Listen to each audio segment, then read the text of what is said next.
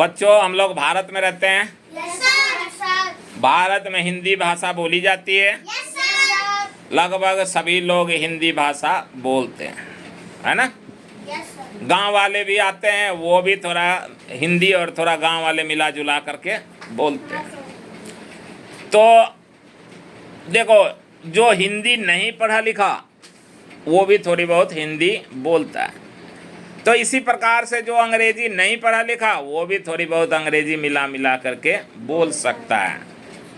तो अब थोड़ी बहुत भी जानकारी के लिए हमें क्या करना पड़ेगा? जानकारी रखना पड़ेगा। तो इसीलिए मनुष्य को ना एक ही भाषा नहीं आना चाहिए, लगभग बहुत भाषाएं आनी चाहिए और सारी भाषाएं सीखनी भी चाहिए। जब कहीं मौका लग जाए सीखने का तो वो भाषा सीख लेना चाहिए। और हिंदी, इंग्लिश और ये संस्कृत, ये तो जनरल है, ये तो विद्यालय में पढ़ाया जाता है। और ये भाषा हमारे पास अच्छी जानकारी होनी चाहिए और हमें पढ़ने के लिए अच्छा विचार रख करके और पढ़ना चाहिए, हमें सीखते रहना चाहिए। पृथ्वी खुद को धीरे धीरे पुनर्जीवित कर रही है। देखो, पृथ्वी अब धीरे धीरे खुद को पुनर्जीवित कर रही है, मतलब दोबारा जीवित कर रही है। कैसे? पहले पानी था, चारों तरफ है पानी जो भरा हुआ था, वो पानी का भराव धीरे धीरे पानी जहाँ तक भर जाता था वहाँ तक कूड़ा कचरा से भरा जा रहा है। कहीं कहीं ग्लेशियर हो रहा, बर्फ़ से पृथ्वी बन रही है, बर्फ़ की पृथ्वी। ठीक है, तो ज़्यादा बर्फ़ पड़ेगा तो पानी के ऊपर भी बर्फ़ का परत बन जाता है। तो इस तरह से पृथ्वी अब धीरे धीरे अपने आप को पुनर्जीवित कर रही है। कहता है कि अंटार्कटिका के ग्लेशियर में, अंटार्कटिका में उस ग्लेशियर होता है, यानी बर्फ़ का ग्लेशियर होता है। तो इस साल करीब 108 मिलियन टन बर्फ़ की चौंकाने वाली बढ़ोतरी देखी गई है। यानी बर्फ़ ज़्यादा पड़ा और वहाँ ग्लेशियर जो है वो पानी के ऊपर बर्फ़ जम करके पृथ्वी का रूप लेने लगा है। तो इसीलिए कहा गया है कि अब पृथ्वी पुनर्जीवित हो रही है। यानी कुछ पृथ्वी के कुछ हिस्सा पानी में था, अब वो पानी के ऊपर भी पृथ्वी का प्रारूप बनते जा रहा है। और पृथ्वी का प्रारूप किस चीज़ से बन रहा है? बर्फ़ से। अब कुछ बातें चीन की कर लेते हैं। तो बोलो शंकर भगवान की जय। चीन में ना एक आर्टिफिशियल सूरज बना दिया चीन ने, आर्टिफिशियल सूरज। हम ये अपने जेन्युइन सूरज के सामने थोड़ा सा देखते हैं, आंखें चकाचौंध हो जाती है, हम उसके सामने देख नहीं पाते। जबकि ये रियल सूरज जो है इसका 1.5 करोड़ डिग्री सेल्सियस होता है तापमान, इसकी प्रकाश, इसकी ऊर्जा। लेकिन जो चीन ने बनाया है वो 15 करोड़, वो था 1.5 करोड़। कौन? रियल। और ये जो आर्टिफिशियल बनाया इसमें है 15 करोड़ डिग्री सेल्सियस। तो आर्टिफिशियल ज़्यादा है। ठीक है, आर्टिफिशियल ज़्यादा है तो यह भविष्य में अनलिमिटेड एनर्जी देगा। एनर्जी मतलब सूरज से जो हमें एनर्जी मिलती है, जिस प्रकार की विटामिन मिलती है, जो सूरज से सोलर सिस्टम बनाए जाते हैं, जो विद्युत के काम आता है। तो ये आगे आने वाले भविष्य में उसके यहाँ चीन में इस बनावटी सूरज से वहाँ प्रदूषण कम होगा, एनर्जी ज़्यादा मिलेगी। और इस प्रोजेक्ट में अभी तक चीन ने 75,000 करोड़ रुपया खर्च किया है, इन्वेस्ट किया। ठीक है, कितना किया? 75,000 करोड़। रियल सूरज का तापमान कितना है?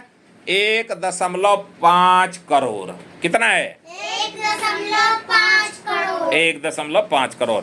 और जो चीन ने बनाया है आर्टिफिशियल, उसका कितना है? 15 करोड़। कितना है? 15 करोड़। तो वो बहुत है, मतलब 15 करोड़ 14 आगे है वो। ठीक है, तो इसलिए उसमें ज़्यादा एनर्जेटिक पाई जाएगी। अब आता है कि कभी कभी तुम लोगों ने देखा होगा गुलाब के फूल सभी लोग पसंद करते हैं, करते हैं। गुलाब के फूल हाथ में लेकर के उसका सुगंध लेते रहते हैं। कोई किसी को गिफ्ट देता है, किसी को गिफ्ट में गुलाब का फूल देता है, किसी को कोई कोई गुलाब के फूल का वो सेंट प्रयोग करता है, परफ्यूम गुलदस्ता बना करके देते हैं। तो ये गुलाब आखिर तुम लोगों ने कभी सोचा कि ये कहाँ से आया, कब पैदा हुआ, कब हुआ था ये? तो मनुष्य जब तक धरती पर पैदा नहीं था ना, उससे पहले ये गुलाब का फूल था। क्या था? गुलाब का फूल था। ठीक है, मनुष्यों से पहले, जब धरती पर मनुष्य ही नहीं थे। तो अब ये कितने वर्षों से हमारे यहाँ है? तो कहता है कि जीवाश्म के अनुसार बताया जाता है कि गुलाब 35 मिलियन वर्षों से भी अधिक समय से अस्तित्व में है, यानी इस धरती पर है। कितने वर्ष? 35 मिलियन वर्ष। तो बहुत सारे, मतलब बहुत अधिक वर्ष हो गया। तो इस तरह से ये 35 मिलियन वर्षों से गुलाब का फूल हमारे धरती पर अस्तित्व में है। उसके बाद मानव पृथ्वी पर आए, यानी पहले फूल आ गया और बाद में मनुष्य आ गए।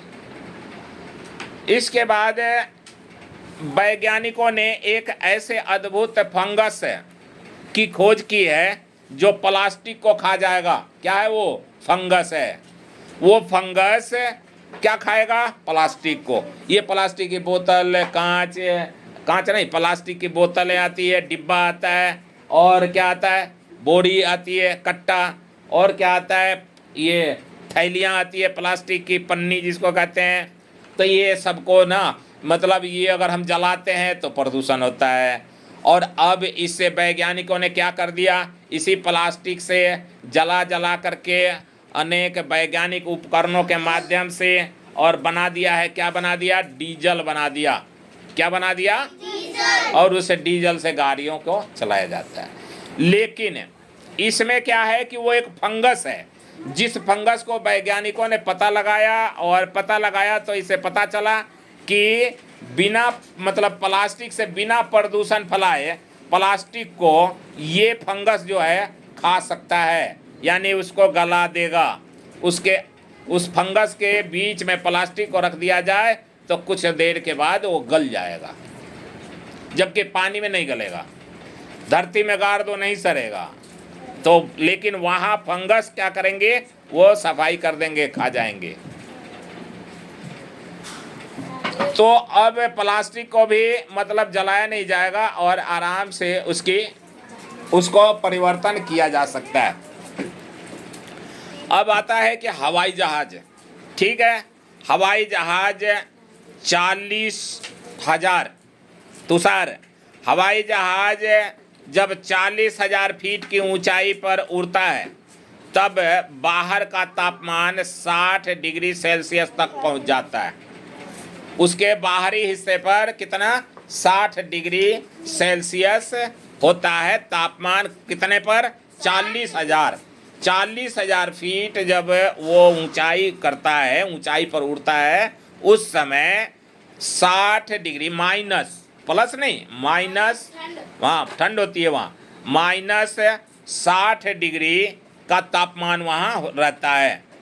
तो इसके अंदर तापमान, जब हवाई जहाज के अंदर का तापमान 22.24 डिग्री सेल्सियस पर कंट्रोल किया जाता है और वो उसी पर कंट्रोलित रहता है, उसी पर कंट्रोल करके रखते हैं। कितने पर? 22.24 डिग्री सेल्सियस। इसलिए यात्री ठंड महसूस नहीं करते। कहाँ? जहाज में। हवाई जहाज में यात्री जो हैं वो ठंड महसूस नहीं करते, जबकि -60 डिग्री का तापमान होता है। कब? 40,000 फीट ऊंचाई पर उड़ता है। तो 40,000 फीट ऊंचाई पर जब वो उड़ता है तो बाहरी तापमान कितना होता है? 60 डिग्री सेल्सियस। कितना? -60 डिग्री सेल्सियस। और जहाज के अंदर तापमान कितना रहता है? 22 से 24 डिग्री सेल्सियस रहता है। तो 22 या 24 डिग्री सेल्सियस रहेगा तो क्या रहेगा? ठंडापन रहेगा, लेकिन यात्रियों को ठंडापन महसूस नहीं होता। यात्रियों को आराम मिलता है और आरामदायक सफर का आनंद लेते हैं। अब देखो, चीनी जो लोग हैं, चीन के रहने वाले, उनको चीनी कहते हैं। तो चीनी वैज्ञानिकों ने अब गोलियों का भी हाइपरसोनिक बना रहे हैं गोली। बुलेट जो हमारे यहाँ गोली होती है, कहते हैं बुलेट मार दिया, बुलेट गोली है, ये बंदूक की है। तो ये हाँ हाइपरसोनिक बना रहे हैं। उन्होंने 5 मिलीमीटर स्टील की बुलेट्स को, 5 मिलीमीटर लंबाई है उसकी, मिलीमीटर बुलेट को इतनी रफ्तार से दागा कि वो 4 किलोमीटर प्रति सेकंड की स्पीड से सूअर के शरीर को पूरी तरह चीरती हुई निकल गई। लेकिन पहले क्या था? पहले वो ज़्यादा बड़ा था, भारी होता था। अब वो हल्का है और हल्का बनाया, और उसके बाद इसकी रफ्तार बहुत तेज है। ठीक है, और वो रफ्तार की वजह से जब 4 किलोमीटर पर एक सूअर था या थी, और उसको यहाँ से गोली मारा गया तो आर पार हो गया। मतलब वो और आगे जा कर के गिर सकता था, और आगे दूरी है उसकी, लेकिन सूअर के शरीर को आर पार करके निकल गया। तो उसकी रफ्तार तेज थी और कामयाब बुलेट थी। सर मतलब अगर कोई गोली मारता है सूअर के आर पार नहीं जाती? आँख जैसे कोई गोली मारते हैं दूसरी, तो सूअर के आर पार नहीं जाती? तो ये दूरी ज़्यादा हो गई ना, 4 किलोमीटर बहुत तो दूर होगा ना। यहाँ से 1 किलोमीटर पुलिस चौकी सोच ले, तो ऐसे पुलिस चौकी से 4 किलोमीटर और 3 किलोमीटर और आगे है, तो इतनी दूरी कवर किया ना, दूरी की बात। अब सुनो, दुनिया का सबसे पुराना विश्वविद्यालय नालंदा विश्वविद्यालय है। ठीक है, और यह बिहार में स्थित है। ये बिहार में इतना कुशल था कि यहाँ पहले विदेशों से पढ़ने के लिए नालंदा विश्वविद्यालय में लोग आते थे, और यहाँ से पढ़ के बड़े बड़े विद्वान अपने विदेश लौट जाते थे। पढ़ाई करने के लिए कहाँ आते थे? नालंदा विश्वविद्यालय बिहार में। नालंदा विश्वविद्यालय कहाँ है? बिहार में। तो नालंदा विश्वविद्यालय में विदेशों से भी लोग पढ़ने के लिए आते थे और यहाँ पढ़ाई करते थे, और यहाँ से पढ़ाई करके विदेश जाते थे। तो आज के समय में हमारे देश से लोग पढ़ने के लिए विदेश जाते हैं, है ना। तो पहले भी लोग जाया करते थे हमारे देश से, जैसे महात्मा गांधी गए थे, जैसे भीमराव अंबेडकर गए थे, और जैसे बहुत सारे उदाहरण हैं जो गए थे और वहाँ से बैरिस्टर की पढ़ाई, वकालत की पढ़ाई करके आए थे। और हमारे देश में महात्मा गांधी ने अंग्रेज़ों को भगाने की आंदोलन चलाया, और भीमराव अंबेडकर ने हमारे लिए अब जो हम जीवन जी रहे हैं संविधान बना दिए, जिसकी वजह से अब हम सुरक्षित जीवन अपना जी रहे हैं। ठीक है, देखो अब तुम खुद से सोच करके देखना, लोभी को वस्तु भेंट करो। कोई लोभी हो ना, कोई लालची हो, तो एक पेन लेकर के जाओ जो तुम्हारे क्लास में तुम्हारा जो कोई क्लासमेट है, यानी विद्यार्थी है, तुम्हारा दोस्त है, तुम्हारे साथ पढ़ता है, सहपाठी उसको कहेंगे, सहपाठी है। वो सहपाठी क्या करता है? कभी कभी परेशान करता है तुम्हें, है ना, और तुम लड़ना नहीं चाहते उससे, तुम उसको झगड़ा नहीं करना चाहते उससे, तुम गाली गलौज नहीं करना चाहते उससे, वो बदतमीज है इसलिए तुम नहीं करना चाहते, पर वो आगे से करता है, तो उसको कभी कभार ना एक पेन ले जा करके और गिफ्ट दे दो। एक पेन जिस दिन तुम गिफ्ट उसको दे दोगे, है ना, वो तुम्हें सोचने लगेगा भाई उसने पेन मेरे को दिया है, देना, छीने तो नहीं देना, मांगे तो भी नहीं देना, अपने मर्जी से अचानक ले जाकर कहना कि ले भाई तेरे लिए मैंने एक गिफ्ट लाया। क्या लाया भाई? तो गिफ्ट है। अब गिफ्ट तुम जैसे ही तुम दोगे उस गिफ्ट को ले लेगा और अगले दिन से तुम्हें लड़ने की बात कम सोचेगा, है ना? सोचेगा कि नहीं? कम सोचेगा ना? जो पहले रोज लड़ता था लेकिन अब वो कम सोचेगा, लड़ना नहीं चाहेगा। अब सोचेगा अरे मेरे को तो गिफ्ट देता है, अच्छा लड़का है, मेरा दोस्त है। अब तो अब लोगों को भी कहेगा, बाकी बच्चों से कहेगा अब तो मैंने इसे दोस्त बना दिया। और तुमसे कहेगा भाई अब तू चिंता मत कर, अब हम तो भाई हैं, है ना? कहता है, ऐसा होता है। अच्छा, हमारे साथ भी होता था, इसलिए मैं कह रहा हूँ। शक्तिशाली को अगर मजबूत आदमी कोई मिल जाए और तुमने कोई गलती किया है और नहीं भी गलती किया है ना, तो हाथ जोड़ के वहां से भाग जाओ, न तो मारेगा वो, क्योंकि मजबूत है।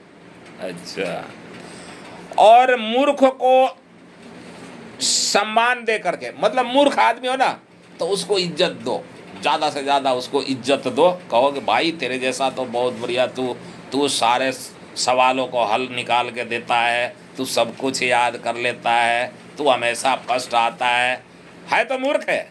वो खुद जानता है कि मुझे बेवकूफ़ बना रहा, लेकिन तुम जैसे ही ये बातें कहोगे ना तो वो तुमको बहुत अच्छा समझेगा, कहेगा बहुत अच्छा आदमी है, बहुत अच्छा लड़का है वो, तुषार तो बहुत अच्छा लड़का है भाई, ऐसे कहेगा। और तुम जिस दिन कह दोगे कि ये मूर्ख है, कहेगा बहुत बेकार लड़का है, हमारी बेइज्जती कर दिया। तो इसलिए मूर्ख कोई तुम्हारे क्लास में हो और तुम जानते हो कि मूर्ख है, ये समझेगा नहीं ऐसे, तो उसकी प्रशंसा करो। प्रशंसा सुनते ही ना मूर्ख बहुत खुश होते हैं।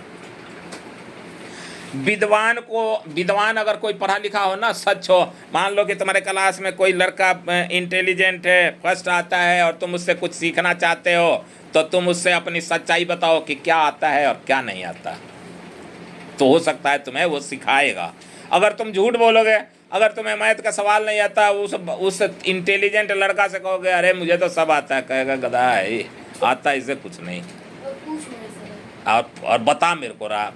वो कहेगा भाई फिर मुझे क्यों बता रहा, है ना? लेकिन तुम अगर कहोगे कि भाई मुझे भी नहीं आता, थोड़ा सिखा दिया कर भाई, तू हमारी मदद कर दे भाई, तो करेगा। ठीक है, हमारे साथ भी ऐसा होता था।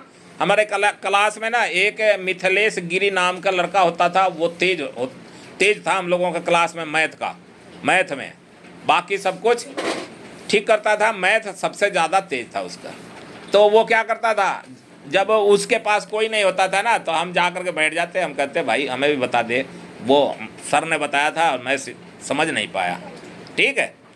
तो वो बता देता था मुझे और मैं समझ लेता था, उससे समझ लेता था मैं।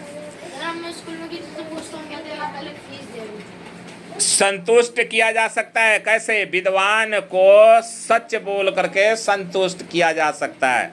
अब मेरे पास कोई बच्चा आता है और मैं पूछता हूँ काम क्यों नहीं किया, तो कहता है सर टाइम नहीं मिला। अरे टाइम नहीं मिला, तू कोई नौकरी करने गया था? तू रात को होमवर्क नहीं किया, तू क्या होमगार्ड की नौकरी कर रहा था? नहीं ना, पर झूठ बोलता है, इसलिए सच नहीं बोलता, तभी मारते हैं। सच बोल दे कि सर गलती से हमने काम नहीं कर पाया और अब अगली बार नहीं करेंगे, और तो फिर हम भी नहीं मारेंगे, है ना? अगर हम मारेंगे नहीं तो वो पढ़ेगा नहीं, वो अगले बार फिर नहीं कर लाएगा। जैसे हरविंदर नहीं करके लाता, जब किसी दिन मारता हूँ तो दूसरे दिन करके लाता है। तो ये सारी बातें हैं बेटा, जब हम पढ़ने के लिए तैयार रहें तभी ना कोई पढ़ाएगा। अगर हम पढ़ना ही नहीं चाहते तो कोई पढ़ाएगा? कैसे पढ़ाएगा?